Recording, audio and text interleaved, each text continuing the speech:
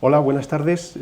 Estamos aquí en la Sociedad Española de Cardiología, en nuestra última sesión de esta reunión de insuficiencia cardíaca.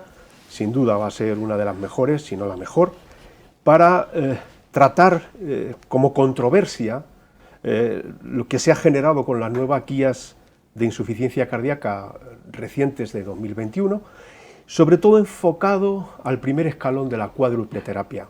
Cuanto antes, mejor. Mi nombre es Juan Delgado, soy cardiólogo en el Hospital 12 de Octubre y comparto esta mesa con la doctora Naikari Salterain, de la Clínica Universitaria de Navarra, en Pamplona, y a mi derecha tenemos a Pedro Moliner Borja, que es también cardiólogo del Hospital Universitario de Bellvitge, en Barcelona. Y, entre otras cosas, agradecer al Laboratorio Rovi el patrocinio de esta mesa no condicionada, patrocinio no condicionado, y sin más preámbulo vamos a dar comienzo, empezando por el doctor Pedro Moliner. Evidentemente nos planteábamos lo difícil que sería una controversia, porque a ver quién le tocaba estar en contra de lo que dicen las guías de práctica clínica, y pensamos que lo mejor es mostrarle la evidencia y posteriormente pasar a cómo implementamos esto en la práctica clínica. Así que cuando quieras, Pedro, puedes iniciar tu presentación. Gracias. Muchísimas gracias. Bien, como comentábamos, en los siguientes minutos hablaremos primero sobre la evidencia que hay detrás de la indicación de la cuádruple terapia en el paciente con insuficiencia cardíaca y fracción de eyección reducida, y en una segunda parte hablaremos de por qué este tratamiento además lo hemos de implantar lo antes posible. Estos son mis conflictos de interés.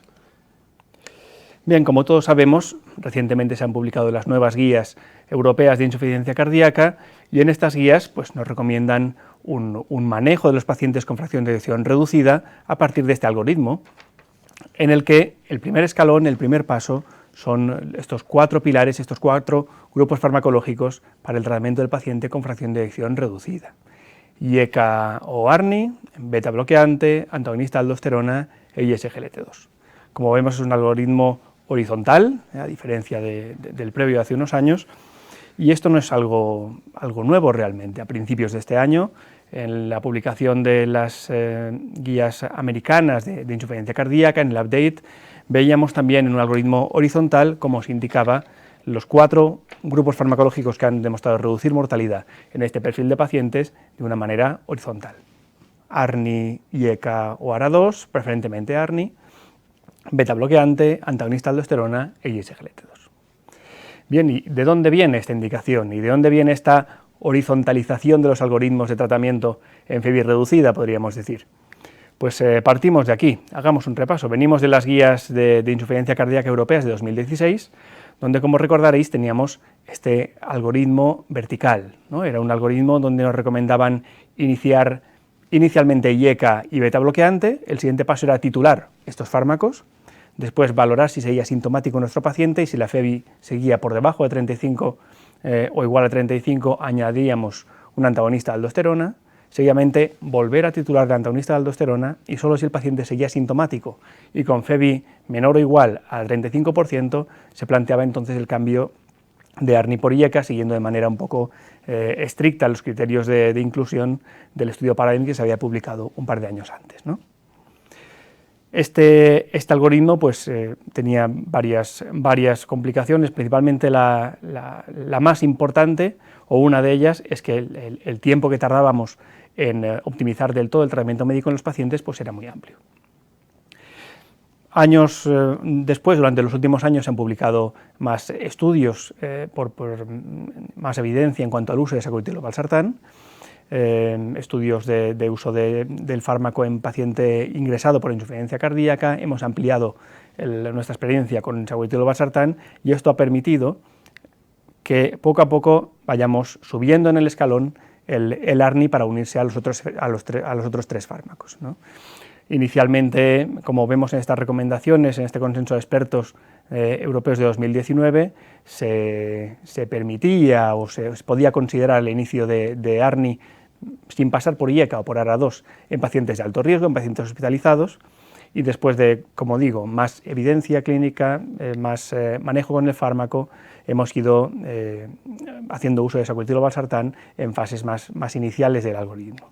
De hecho, hay un consenso de expertos publicado en la Revista Española el año pasado que directamente nos recomiendan valorar el uso de ARNI en vez de IECA o ARA2 en todos los escenarios clínicos de los pacientes con insuficiencia cardíaca y fracción de eyección reducida.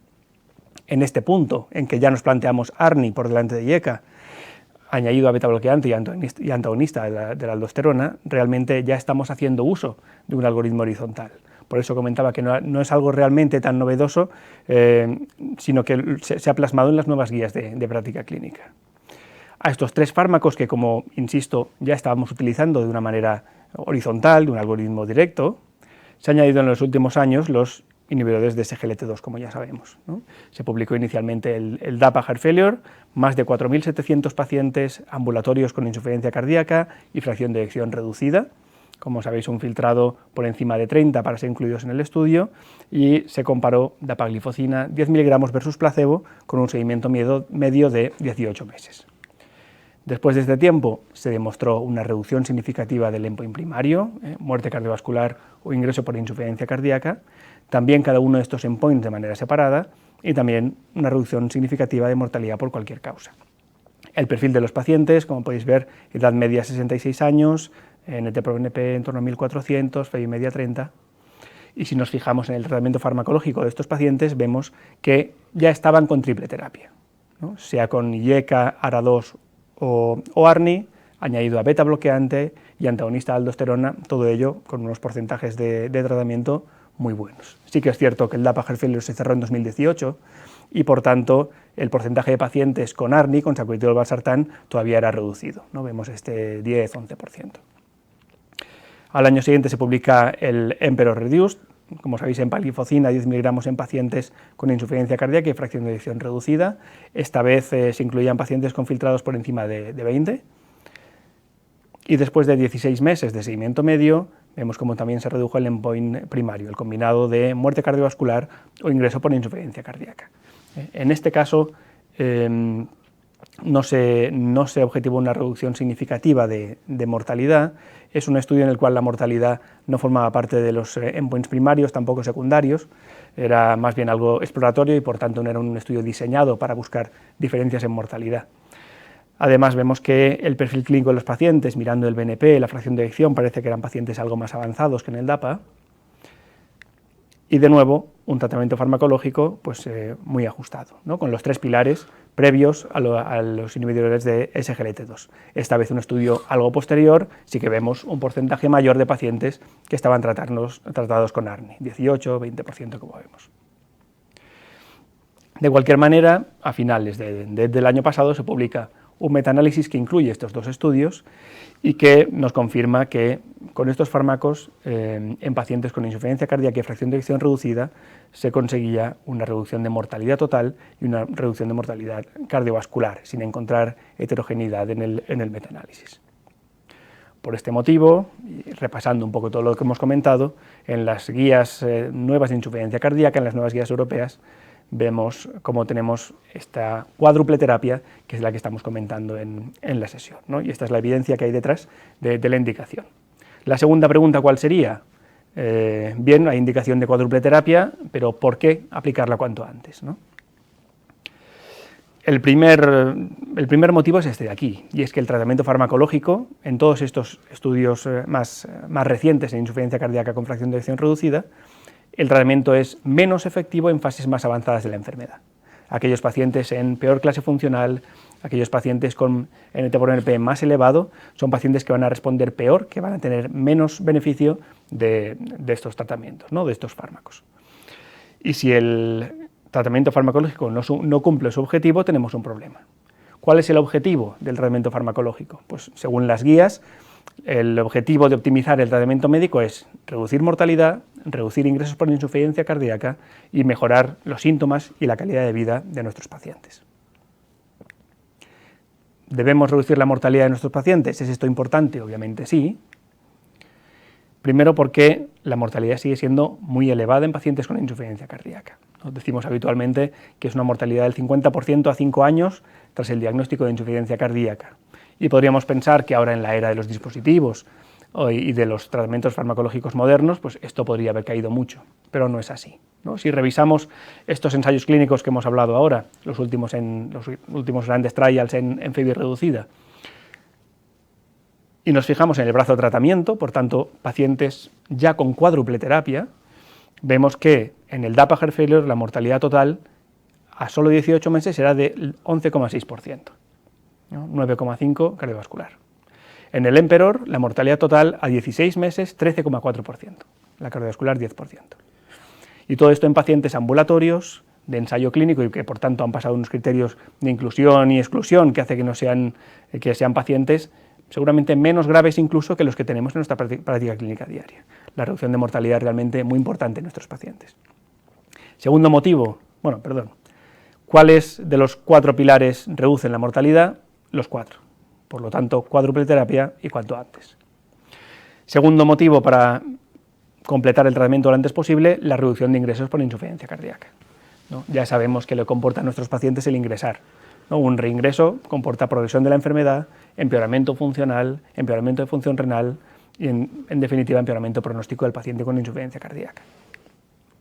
Y, por desgracia, esto está yendo a más. Esto es un estudio que analizaba los diagnósticos al alta de los pacientes que ingresaban en España en los últimos 15 años y vemos cómo la evolución es a tener cada vez más altas hospitalarias de pacientes con insuficiencia cardíaca.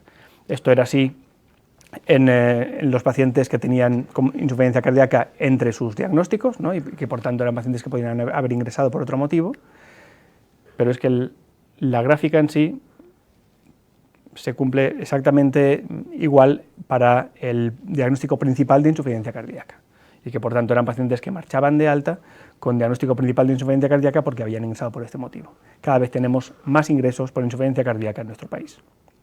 Esto que comporta, además del empeoramiento clínico que hemos comentado en nuestros pacientes, es un aumento del gasto sanitario, ¿no? En nuestro medio, el paciente con insuficiencia cardíaca, el principal gasto sanitario que produce es a expensas de la hospitalización, ¿no? Más todavía que los cuidados ambulatorios, que la diálisis, que la farmacia, etc. Y esto es así en todos los grupos de edad, con lo cual es importante evitar hospitalizaciones, una por el beneficio pronóstico para el paciente y otra también por el beneficio para la sostenibilidad del sistema sanitario. ¿Cuáles de los 4 fármacos reducen ingresos? Los 4. Por lo tanto, de nuevo, cuádruple terapia y cuanto antes. Y en tercer lugar, debemos mejorar los síntomas y calidad de vida de nuestros pacientes. El paciente con insuficiencia cardíaca tiene mala calidad de vida, ¿no? Esto es el estudio VIDA, es un estudio multicéntrico español donde se evaluó la calidad de vida de pacientes ambulatorios con insuficiencia cardíaca, más de 1000 pacientes, y se comparaba con otras enfermedades crónicas, ¿no? Con otras enfermedades crónicas con la calidad de vida reportada en otros estudios y en otros documentos públicos. Y como vemos, el porcentaje de pacientes con insuficiencia cardíaca que tenía limitación de movilidad, cuidado personal, tenía limitación para actividades cotidianas, tenía dolor o tenía síntomas de ansiedad o depresión, era muy elevado. Y si miramos de manera global, la calidad de vida de los pacientes con insuficiencia cardíaca pues, llega a ser similar a aquellos pacientes que están en hemodiálisis. Por lo tanto, importante tratar de mejorar síntomas y calidad de vida en nuestros pacientes. ¿Qué fármacos de la cuádruple terapia han demostrado mejorar síntomas o calidad de vida? Los 4, ¿no? Por lo tanto, debemos aplicar la cuádruple terapia y cuanto antes en nuestros pacientes. Para terminar, solo quería comentar la importancia de la optimización del tratamiento médico, esta vez para el remodelado inverso, ¿no? Sabemos que es importante mejorar la fracción de eyección de nuestros pacientes. Una, por las connotaciones que tiene a la hora de tomar decisiones, ¿no? Por ejemplo, a la hora de indicar dispositivos. Y otra, porque sabemos que una mejoría en la fracción de eyección comporta una mejoría clínica. En este estudio se vio como aquellos pacientes que mejoraban fracción de eyección por encima del 45 eran pacientes que tenían menor mortalidad, menor ingreso por insuficiencia cardíaca, menor muerte súbita, etc. Y muy importante, el tiempo de evolución de la insuficiencia cardíaca es un predictor independiente de mejoría de la FEBI. ¿Qué quiere decir? Que si esperamos demasiado a tratar de manera optimizada a nuestros pacientes, va a ser un paciente que va a costar más de recuperar la fracción de eyección aunque se encuentre bien. De manera que yo creo que, bueno, con esto que hemos repasado podemos tener suficientes motivos como para aplicar la cuádruple terapia en nuestros pacientes y hacerlo lo antes posible. En conclusión, recordar que la insuficiencia cardíaca es una enfermedad grave, progresiva e invalidante, que las nuevas guías de insuficiencia cardíaca nos indican la cuádruple terapia como tratamiento de elección, por el beneficio pronóstico que aportan estos 4 grupos farmacológicos, pero que es muy importante recordar que estos tratamientos tienen menor eficacia en fases avanzadas de la enfermedad. Y además, estas fases avanzadas de la enfermedad también comportan más dificultad en mejoría de la FEMI. Por tanto, en ausencia de contraindicaciones, el tratamiento con cuádruple terapia se ha de instaurar lo antes posible en nuestros pacientes con fracción de eyección reducida. Muchas gracias. Magnífica presentación, Pedro, enhorabuena. Bueno, yo creo que ha quedado claro que hay que utilizar los 4 fármacos y nos ha presentado el doctor Moliner la evidencia que soporta que hay que hacerlo y que hay que hacerlo cuanto antes mejor. Pero, ¿cómo implementamos esto en nuestra práctica clínica? Naikari, por favor, cuando quieras. Bueno, permitidme contaros un poco la visión más didáctica, práctica de todo lo que hemos ido analizando a lo largo de esta tarde. Tenemos evidencia teórica, pero la pregunta es, ¿y yo como cardiólogo qué puedo hacer en mi día a día? Bueno, no tengo ningún conflicto de interés. Venga a hablar del cambio en el escenario terapéutico de los pacientes con insuficiencia cardíaca a base de estos fantásticos 4 que han hecho que nuestro esquema mental de tratamiento haya ido cambiando a lo largo de los últimos años. Y ya nos ha adelantado Pedro lo que buscamos con el tratamiento farmacológico, los objetivos que necesitamos mejorar. Por un lado, el pronóstico de los pacientes y por el otro, su funcionalidad. Tenemos que tener en cuenta que el tratamiento farmacológico es el pilar, es la esencia de lo que va a ser el tratamiento completo de nuestros pacientes, a la vez que las medidas no farmacológicas y quizás antes, y mucho antes, que los dispositivos. Por eso cuando publicaron las guías quizás nos quedamos todos un poco fríos cuando vimos que no teníamos los escalones clásicos a los que nos estábamos acostumbrando ya en las guías previas. ¿Qué podemos decir? Bueno, partimos de una situación en la que va a ser difícil establecer unas dosis de inicio de todos los fármacos y de cómo hacerlo. Y vamos a tener que aprovechar posiblemente los primeros meses tan importantes a raíz de un diagnóstico o tras el alta hospitalaria para establecer unas pautas muy concretas y llegar así a un tratamiento óptimo acorde a las guías. Todo esto se nos va a ir complicando día a día porque vamos a trabajar en 2 escenarios totalmente diferentes. Por un lado vamos a tener el paciente hospitalizado y por el otro el paciente ambulatorio. Ya nos ha ido adelantando un poco el doctor Manito en su charla 2 formas de trabajar que podemos tener diferentes. Además, el paciente que nos gustaría tener en el día a día, ese al que le podemos poner la cuádruple terapia, que la va a tolerar perfectamente, ese que aparece en los ensayos, no existe. Nos enfrentamos a pacientes con muchísimas comorbilidades, frágiles, diferentes entre sí. Y si es difícil iniciar un tratamiento, a veces se nos hace todavía más difícil titularlo y optimizarlo. Por una parte, por las características propias de nuestros pacientes, por todas esas comorbilidades, por la falta de adherencia, por la dificultad del acceso que puedan tener al sistema sanitario o farmacológico. Por otra parte, las propias derivadas de los fármacos, el deterioro de la función renal, la hiperpotasemia y por otro lado, las propias nuestras, las que dependen de los médicos o del entorno sanitario. Y quizás aquí la más importante para mí es la inercia terapéutica, que sigue existiendo y es de las que más podemos corregir o prevenir. Si revisamos un poco un estudio de hace un añito y en el que participó nuestro moderador, bueno, lo que se quiso hacer es describir un poco epidemiológicamente cómo era el tratamiento de la insuficiencia cardíaca en nuestro país y lo que nos damos cuenta es que nos cuesta muchísimo modificar el tratamiento, sobre todo más allá del primer año del diagnóstico. Somos muy activos en los primeros 3 meses, 6 meses quizás, pero más allá nos va costando. Y eso es una tendencia que depende mucho de nosotros y que tenemos que ir corrigiendo con el tiempo. Las guías previas tenían una clasificación muy estratificada, nos lo ponían muy fácil, y las guías nuevas, en cambio, nos dan muchas más preguntas que respuestas. Posiblemente dificultan el trabajo del día a día porque no tenemos unas pautas tan concretas y tenemos un escenario demasiado amplio. ¿Qué es lo que dicen otras sociedades? ¿Qué tenemos de evidencia más internacional? Por una parte tenemos las guías canadienses y por otra las americanas. Si las vemos un poquito con otra visión que los ponentes previos, nos damos cuenta que quizás las guías canadienses son más parecidas a las nuestras.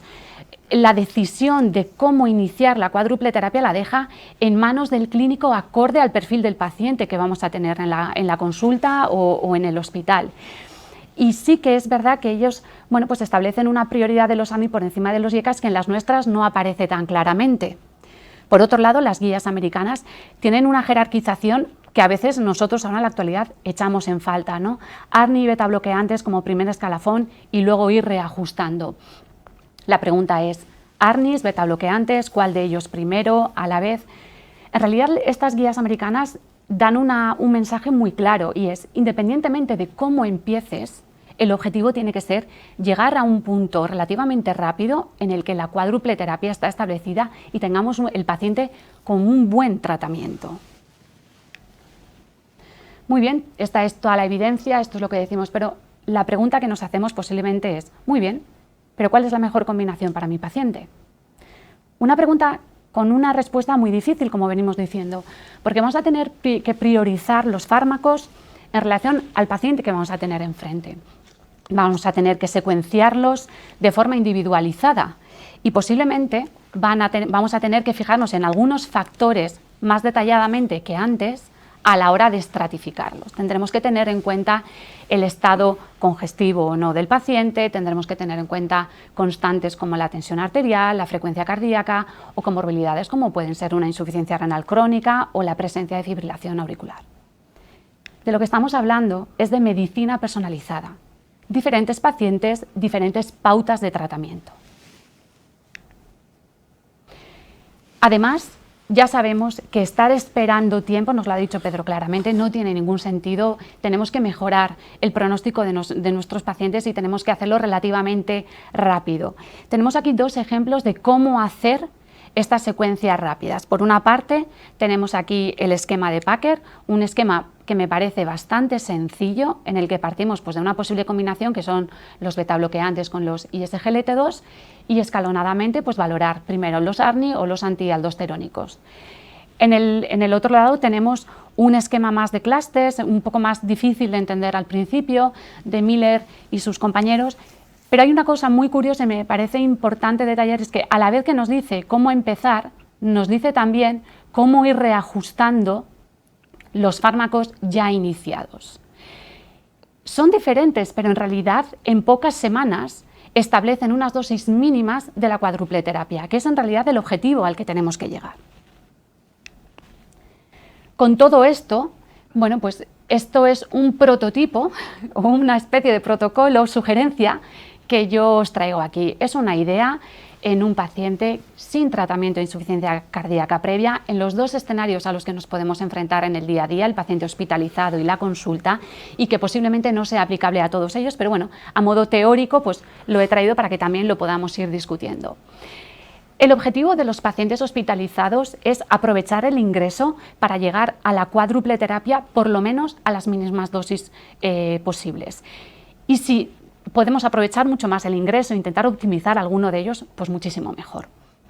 Ya que tenemos un paciente ingresado, que podemos hacer una monitorización mucho más estrecha, lo tenemos más vigilado, tendría su sentido empezar con 3 fármacos a la vez.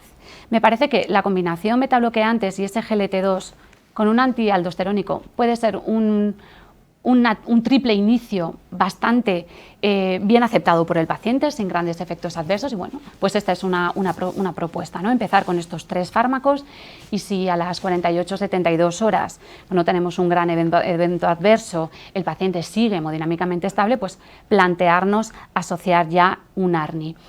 Y este es el escenario perfecto para el sacubitril/valsartán, de acuerdo a nuestras guías también. Si empezamos con los ARNI, tenemos todas las dosis ya más o menos a dosis bajas los 4 fármacos, podríamos plantearnos mandar al paciente de alta pues 48-72 horas más tarde, bueno, en función un poco también de cómo sea la situación del paciente. Esto es un prototipo para un paciente que está en un estado hemodinámicamente estable y euvolémico. Quizás para un paciente que esté más congestivo no sea la aproximación más adecuada.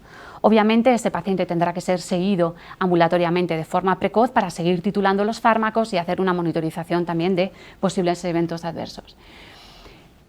Características de los pacientes son múltiples, ¿no? Pero quizás en un paciente hospitalizado también tenemos que tener en cuenta cuál es la etiología de la insuficiencia cardíaca y la forma de la presentación, cómo apareció ese paciente en nuestro hospital, para poder dirigir mejor también esta secuencia. En cambio, el paciente ambulatorio, que no podemos seguir tan cercanamente como a veces nos gustaría, parece más sensato empezar con 2 fármacos, teniendo sobre todo muy en cuenta qué comorbilidades tiene ese paciente y cómo de frágil es. Por eso, bueno, pues utilizando el mismo esquema que para un paciente hospitalizado, podríamos sugerir empezar con betabloqueantes y SGLT2, de forma que a las 2 semanas pudiésemos añadir, por ejemplo, un antialdosterónico y aprovechar, como hacían Miller en su esquema, para subir también los betabloqueantes y sucesivamente a las 2 semanas, en la siguiente consulta, manteniendo la misma dosis de antialdosterónicos, añadir ya el fármaco IECA-ARNI y poder así pasar a una fase de optimización.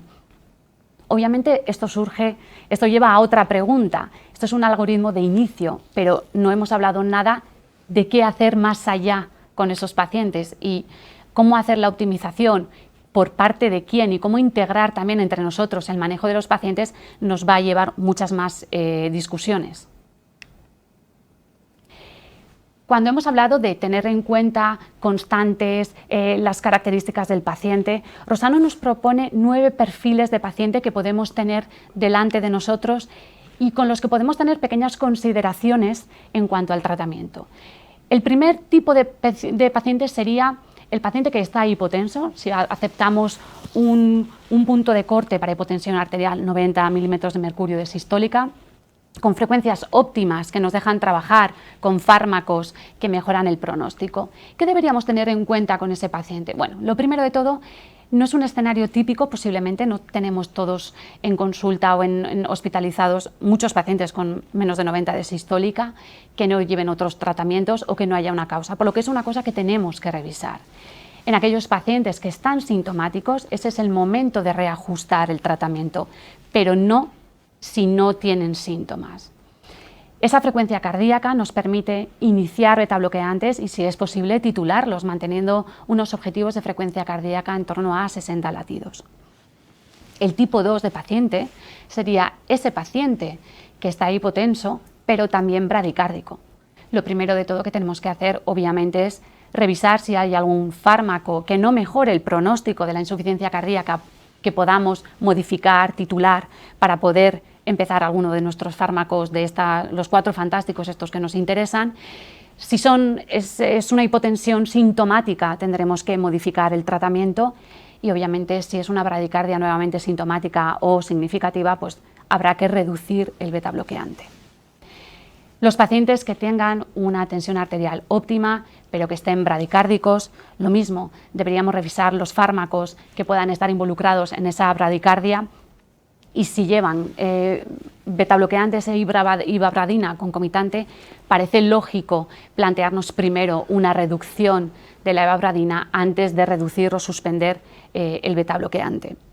El paciente 4 es el que nos gustaría tener a todos en consulta, un paciente con muy buenas tensiones, muy buenas frecuencias cardíacas y que nos da margen de maniobra de inicio y de optimización. Y este es el paciente al que le tendremos que dar una actitud también un poquito más agresiva. Acabaremos con unos escenarios totalmente diferentes de pacientes, por ejemplo, aquellos que tienen fibrilación auricular. Cuidado con el manejo de betabloqueantes en estos pacientes. Quizás merezca la pena más jugar con otros fármacos más que ir titulando los betabloqueantes y ser un poquito más laxos con el control de la frecuencia cardíaca.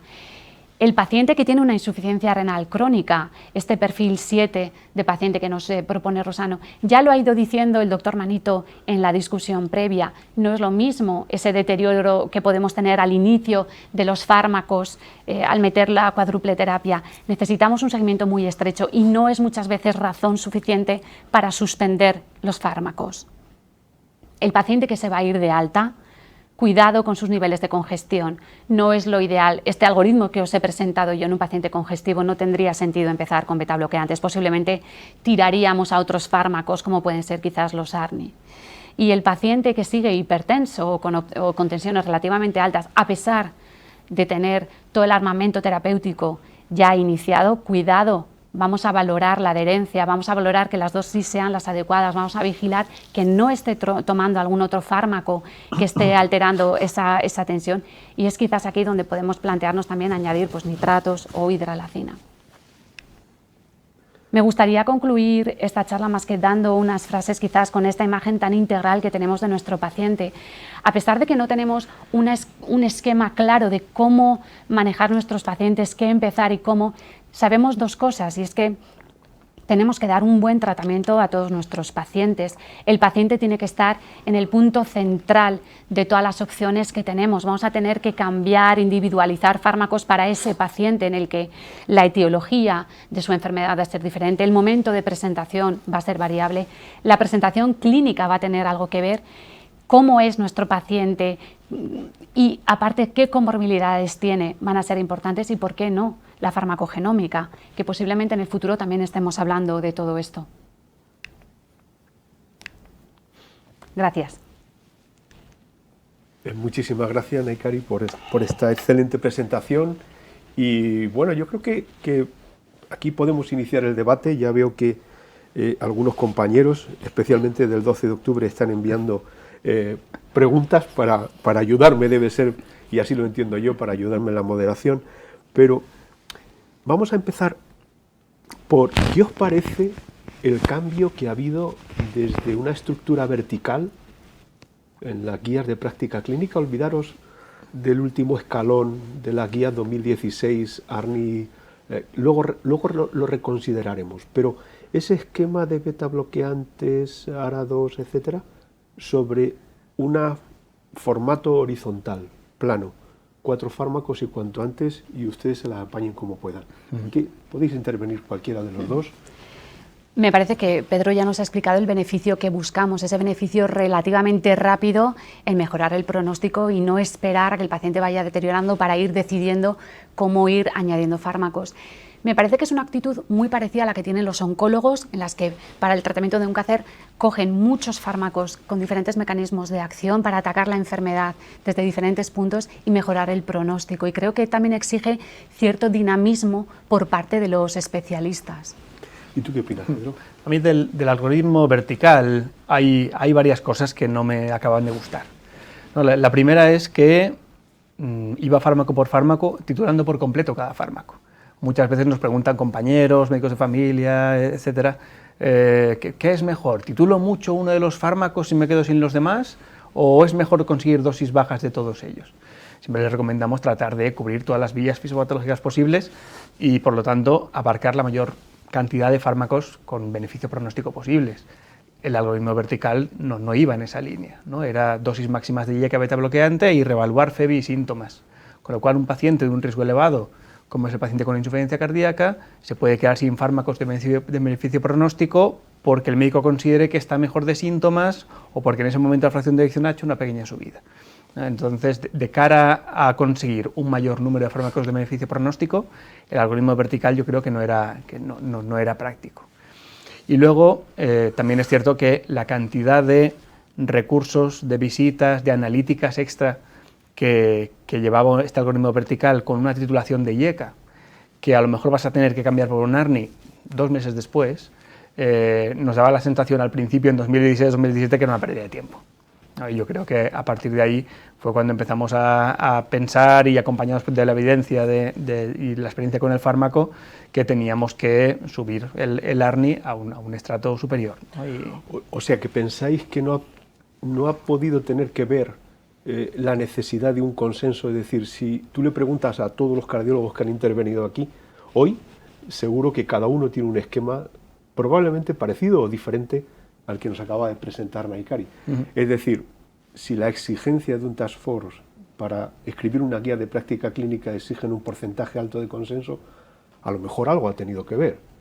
Porque si nos vamos a la letra pequeña de las guías, te dicen que la construcción del tratamiento es la modulación neurohormonal, con betabloqueantes, ARNI y antialdosterónicos, y sobre ello el ISGLT2 reduce la mortalidad y la hospitalización.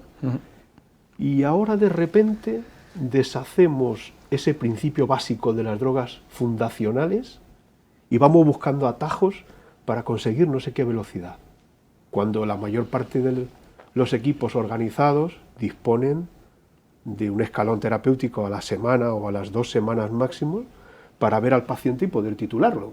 Vosotros lo tenéis, seguro que vosotros también. ¿A qué obedece esta...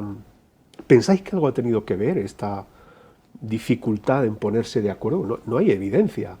Es decir, ni siquiera sabemos si es mejor empezar con beta-bloqueante o con IECA. Y eso se ha intentado ver. Yo creo que la clave está ahí, ¿no? Al final, si no tenemos evidencia para poder recomendar una escalera de inicio de fármacos, obviamente las guías no nos van a decir cuál es el orden correcto porque no lo sabemos, ¿no? Porque no hay una evidencia que nos diga qué orden debemos seguir. Aquí lo más importante es darnos cuenta de qué perfil de paciente tenemos delante y teniendo en cuenta nuestro conocimiento de qué fármaco pensamos que se puede beneficiar más, ¿no? Un ritmo sinusal a 95, pues seguramente tengamos que apretar mucho el betabloqueante y dejar para más tarde la plerrenona, ¿no? Entonces yo creo que ahí la parte de reconocer el paciente que tenemos delante y por qué parte tenemos que optimizarle más, aquí tenemos una parte importante nosotros, ¿no? de optimizar la medicación en base a lo que pensamos que es mejor para el paciente. ¿Y algún comentario, Naikari? Yo creo que la experiencia clínica entra a juego en este escenario. Creo que estas guías dejan esa parte tan abierta para que el clínico delante del paciente haga un plan acorde a ese paciente. La dificultad vendrá también de cómo tenemos que seguir ese plan y con quién lo vamos a tener que seguir. Y que el siguiente médico o si hay algún otro especialista también involucrado siga el mismo camino con ese paciente. Porque ya no es solo el problema cómo empezamos. Una vez que alcanzamos dosis bajas, ¿cuál subimos? ¿Cómo lo subimos? ¿Cuándo lo vemos? ¿Y qué es lo que hacemos? Ahí entran muchísimas preguntas en juego que las vamos a ir solucionando, yo creo que en el día a día, ¿no? Dando respuestas a al otro, y ver quién lo tolera mejor, quién lo tolera peor, qué efectos adversos tenemos. Quizás también un mensaje que tenemos que transmitir es cuidado con eso de qué es lo que no tolera el paciente. Revisar siempre bien la adherencia y luego no reducir fármacos tan fácilmente o quitarlos. Intentar jugar con las horas de administración si es necesario porque parece que algo no se tolera tan bien. Intentar como jugar todas las posibilidades que tenemos a nuestra mano antes de intentar quitar un fármaco, ¿no? Al final es nuestro día a día, ¿no? Es decir, en la consulta de insuficiencia cardíaca, en la primera visita cuando llega el paciente, en nuestro caso tenemos una consulta, una visita de 1 hora para la primera visita con el médico, la enfermera, donde la enfermera se encarga de pues, explicarle al paciente en qué consiste la insuficiencia cardíaca, ¿no? Las medidas de autocuidado, etcétera. Y nuestro papel está más encaminado a evaluar el caso, decidir qué pruebas pedimos, qué tratamientos hacen falta y hacemos un plan de objetivos terapéuticos, ¿no? Y en ese caso tenemos un apartado en el plan que va encargado de decidir, vale, pues objetivos terapéuticos en este paciente. ARNI, estado subjetivo, betabloqueante, antagonista de aldosterona y SGLT2. Y esto queda así en el curso clínico. Después es la enfermera la que te pregunta, en este caso, ¿por dónde empezamos? Y ahí es cuando entra lo que comentábamos antes, en función del perfil de paciente, pues empiezas por un fármaco o por otro. O sea que, ¿os parece razonable la propuesta de Rosano?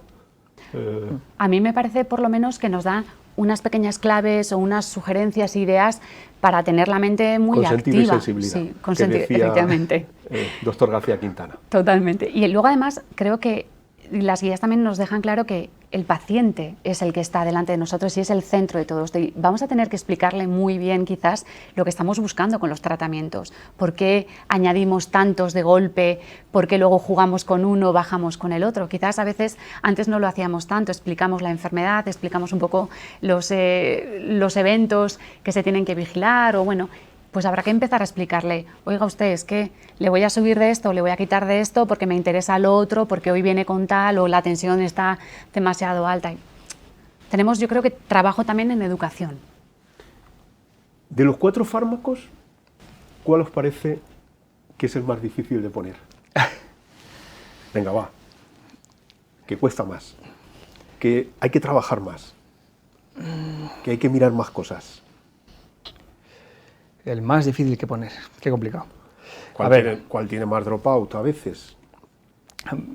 Es que de nuevo va a depender mucho del paciente que tengamos delante. Por ejemplo, por poner situaciones de vida real, en un paciente con tensión justa, con una tensión arterial justa, como vemos muchas veces en fiebre reducida, ¿no? en estos pacientes, el ARNI a veces es complicado de empezar, ¿no? Por eso a mí tampoco me gusta dejarlo para muy tarde, por ejemplo. Porque es un fármaco que baja bastante la tensión arterial y que igual en fases más avanzadas no lo puedes añadir. Quizás es más sencillo de añadir otros fármacos como la antagonista de aldosterona, que incluso a veces para intentar no reducir demasiado el filtrado en fase inicial ni subir el potasio, lo puedes incluso poner cada 48 horas, por ejemplo, ¿no? O dejar las dosis muy bajas. También, antes que intentar prescindir de algún fármaco, yo creo que es interesante intentar mantenerlos todos a dosis bajas, incluso si alguno nos permite dejarlo cada 48 horas o a dosis muy bajitas, para tratar de, como decimos, abarcar las 4 vías fisiopatológicas, ¿no? Eso enlaza con una pregunta que le quería hacer a Naikari, y era con lo que os gusta las guías canadienses y las guías americanas, que hablan del ARNI y lo ponen también. La propuesta que nos haces es betabloqueante y SGLT2. Y retrasas la introducción del ARNI, cuando es probablemente, si me cuesta trabajo ponerlo, y es uno de los que cuesta, hombre, aprovechemos el ingreso, es que me parece a mí, vaya. ¿Qué opinas? Pues que depende del perfil del paciente nuevamente. El paciente que está posiblemente congestivo todavía, no tiene sentido empezar con betabloqueantes, posiblemente no los vaya a tolerar bien, se vaya a descompensar más. Ese es el paciente bueno para los ARNIs. Pero nuevamente, si tiene pues 90, 95 de sistólica, está ahí justito, con los 100 rozaditos, pues quizá el ARNI es el que dejo un poquito al final. Primero pongo lo otro, que me aguante bien con lo otro y juego, ¿no? Cuando ya está muy, muy estable, pues con lo otro para añadir. Pero es que no hay una pauta 100% aplicable a todos nuestros pacientes, entonces tendremos que ir modificando con lo que nos sintamos también más cómodos. De acuerdo. Y si tuviera que prescindir de alguno, ¿de cuál prescindiría? No, pues así. Yo creo que tiene usted que elegir 3 fármacos. Pues es que otra vez depende del paciente. Vaya, hombre, con el depende. Yo creo que es la respuesta para todas las preguntas hoy en día. Si está en fibrilación auricular, tiene una frecuencia cardíaca de 70, 80, pues posiblemente no soy tan agresiva con los betabloqueantes y juego más con los otros fármacos. Si veo que es un paciente muy frágil y que pues efectivamente el ARNI no lo está tolerando, pues igual merece la pena cambiar entonces el ARNI, ¿no? Y jugar con otros fármacos. Pero es que tenemos tal variabilidad de pacientes que poner la mano en el fuego y decir esto o lo otro está siendo muy difícil para nosotros. El tema de betabloqueantes es importante. Es cierto que tenemos aquel metaanálisis de hace 3 o 4 años, ¿no? Que decía que en fiebre reducida el beneficio del betabloqueante principalmente es en pacientes en sinusal, con lo cual si el paciente está en FA y su frecuencia cardíaca basal no es elevada, pues quizás el betabloqueante lo podemos sacrificar en pro de los otros fármacos o dejar a dosis muy muy bajas y no titularlo. En nuestros pacientes con fracción de eyección reducida y que en primera visita están justitos a nivel de tensión arterial y que están en FA, pero con una frecuencia cardíaca correcta, les dejamos betabloqueante a dosis muy bajitas y le comentamos a la enfermera que el betabloc para el final, ¿no? Con lo cual, a la hora de prescindir de uno, en FA podríamos reducir mucho o prescindir de betabloqueante. En cambio, la etiología ahí también deberíamos discutirla, ¿no? No es el que el isquémico, el que debuta con una muerte súbita, tal. Es que hay tantos grises y matices, ¿verdad? Y luego, desde un punto de vista fisiopatológico, ¿no? Si nos vamos a mirar vías de actuación de cada uno, es cierto que ISGLT2 y beta bloqueantes tienen su vía propia, y el ARNI y el antagonista de aldosterona, los dos, en su parte, pues bloquean la vía del sistema renina-angiotensina-aldosterona, ¿no? El ARNI además actúa por péptidos natriuréticos, con lo cual, si quisiéramos bloquear o encargarnos de todas las vías fisiopatológicas, en este caso el antagonista de aldosterona, desde un punto de vista puramente fisiopatológico, podría ser algo más prescindible. Aquí vamos a hacer partícipes a los colegas que están al otro lado de la pantalla, y es que, bueno, el doctor Javier de Juan Bagudá nos dice que, bajo la premisa de que los 4 fármacos estén lo antes posible y a la mejor dosis, se pregunta, ¿y es tan relevante el orden en que se consiga? Yo creo que no, porque al final las guías americanas lo dicen, da igual cómo empieces, tienes que llegar a este punto de la forma más rápida posible, entonces organízate. Buena reflexión, entonces. Yo creo que sí. Dice la doctora Laura Morán Fernández, un paciente eubulémico hospitalizado no suele estar ingresado para conseguir la titulación de 4 fármacos, y en mi experiencia priorizo ARNI y betabloqueantes. Bueno, yo creo que es una buena reflexión. Nadie mantiene en este momento, tal y como tenemos, es cierto, la presión hospitalaria. Que cada vez más los pacientes salen de alta con la medicación más optimizada. Esto sí que es cierto. No, antes tal vez el paciente marchaba de alta con IECA y furosemida, y ahora cada vez más ves que llegan a la consulta pacientes de alta hospitalaria que llevan ARNI, que llevan betabloqueante, muchos ahora ya SGLT2. O sea, cada vez más tenemos pacientes en primera visita con fármacos muy optimizados, pero es una buena estrategia. Tenemos también desde Córdoba al doctor Amador López Granados, que dicen: tratamiento secuencial y no olvidar el histórico, empezar por donde siempre y añadir ISGLT2 al final, retirando diuréticos clásicos. El que aparezcan los 4 en horizontal no significa empezar por cualquiera. Ahí le ha dado doctor Delgado. Bueno, se agradece este apoyo moral, ¿no?, siempre de los compañeros. Alguna cosa más que se me ocurre, y es, ¿qué os ha parecido? ¿Recordáis los dispositivos a la misma altura del ARNI en la guía 2016? Una reflexión respecto a la medio imposición de, oiga, no piense usted en ningún dispositivo mientras no tenga optimizado el tratamiento médico. Creo que es una posición firme en contra de algún empuje que hemos recibido los clínicos, ¿verdad?, en algún momento. Hombre, ¿qué parece? Tiene mucho sentido, ¿no? Quiero decir, el primer paso es tratamiento médico optimizado, ¿no? No podemos optimizar tratamiento médico a medias y luego plantear dispositivos antes de tener el tratamiento médico totalmente optimizado, y más en el caso del ARNI, que es este caso, que sabemos que reduce arritmias ventriculares, descargas de DAI, etc., ¿no? Con lo cual tiene mucho sentido en estas guías nuevas que primero se optimice del todo el tratamiento farmacológico y lo antes posible, y a posteriori ya plantear dispositivos en función de pruebas complementarias. Y ahí yo creo que un pequeño matiz es tratamiento farmacológico junto con las medidas no farmacológicas y el resto de cosas que tenemos en nuestras manos también, ¿no? La rehabilitación cardíaca, etcétera, etcétera, cosas que tenemos por ahí. Entonces, a mí no me parece nada descabellada la aceptación, ¿no? Bueno, o sea que si no hay ningún comentario más, deberíamos ir terminando. No sé si estáis de acuerdo en que hagamos una reflexión final. Podéis expresar vuestro desacuerdo. Yo creo que aceptamos que los 4 fármacos deben ser introducidos cuanto antes en todos los pacientes, salvo que haya una intolerancia.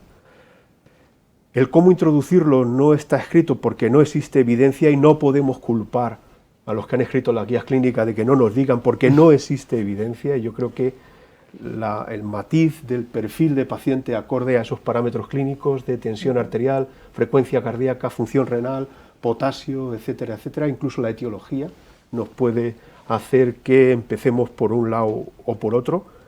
Creo que no debemos olvidar los principios fundacionales del tratamiento de la insuficiencia cardíaca, con la modulación neurohormonal como base, sobre el que debemos añadir los nuevos fármacos que nos llegan, y que deberíamos agotar este tratamiento médico con todos sus componentes antes de pensar en ningún otro dispositivo, mitraclip, resincronizador, incluso el desfibrilador en prevención primaria, o sea, en este caso. ¿Y os parece? Perfecto. ¿Lo dejamos así? Sí. ¿Sí? Pues nada, muchísimas gracias a todos nuevamente, a los que estáis al otro lado a estas horas, a las 8:15, y ya veo que muchos habéis estado trabajando y preguntando. Agradecer nuevamente a la Sociedad Española de Cardiología, a la sección de insuficiencia cardíaca y, por supuesto, al patrocinio no condicionado de Rovi para que se realice esta mesa. Nada más y muchísimas gracias.